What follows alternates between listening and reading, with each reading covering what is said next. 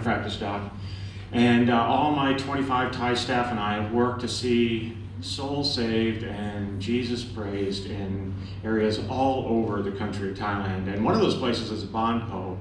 And we went in there several years ago and we did everything we could. We did mobile clinics, we walked around. My daughter Sandy and I walked door to door, week after week, door to door, talking to people about Jesus. And after doing that for years, we still had not a single person in the entire city believed in Jesus. But I was invited on campus at one of the high schools to teach people about God. And so I took advantage of that. And one evening, as I was taking the kids home, I was met at the door by the mom, one of the moms of one of the girls that I was taking home, and their situation was desperate, just terribly desperate. And Mom said, "Would you please take my daughter home with you and raise her as your own?"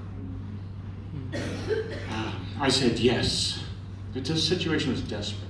And I said yes, but I can't do it right now. So I got in the car, took the 40-minute ride home, deciding how I was going to talk to my wife about that.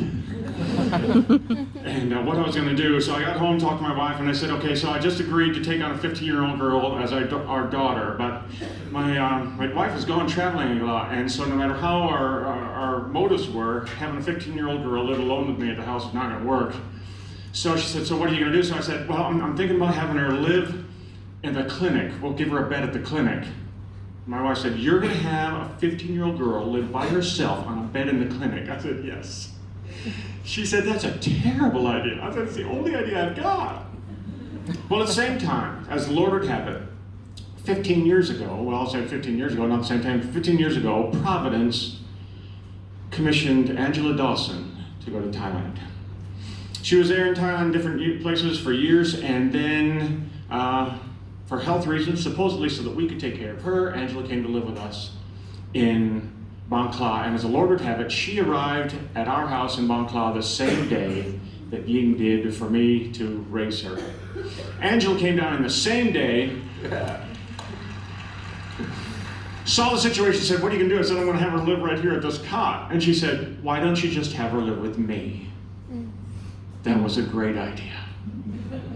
So that day she came, and the following days 2 more girls joined her. A couple months later I said, Angela, I've got a 5th girl that needs a home. And Angela says, I have no limits. So since then, Angela's home has become the fulcrum for our work in Bon Po. Sometime later, my opportunities for witness in Bon Po were limited, but I could meet with people at a coffee shop, and so I called on teenagers of the city to come meet me at the coffee shop. I'd buy them coffee and teach them Bible. I had some people come, and Providence sent me Rachel Hulicki. And after just a few months, she was with me, and Rachel sat and shared her faith story with those students at the coffee shop, and I just saw those students entranced, riveted to Rachel's story as more and more came to faith. Sometime later, you sent a guy named Phil on a short-term mission trip to see me. And the result of Phil's trip you just saw, Anne just came to faith. This year, we just saw baptized one of Anne's friends at college that Anne had just led to faith. The results of Providence's work among us continuing on. You sent Angela as a career missionary with me. You sent Rachel Hulicki as a 2-year missionary with me. And you sent Phil as a short-term missionary with me. All of them have yielded such wonderful fruits for the gospel. And I am very grateful. It is my longing to see Thais come to faith, God praised where he's never been praised before. And this year, just before I got here, I sat in worship in Bon Po with 18 Thai believers in Bon Po. The first congregation of believers to worship God in Bon Po since God made Adam and Eve. And your church joined me with it, and I am very grateful.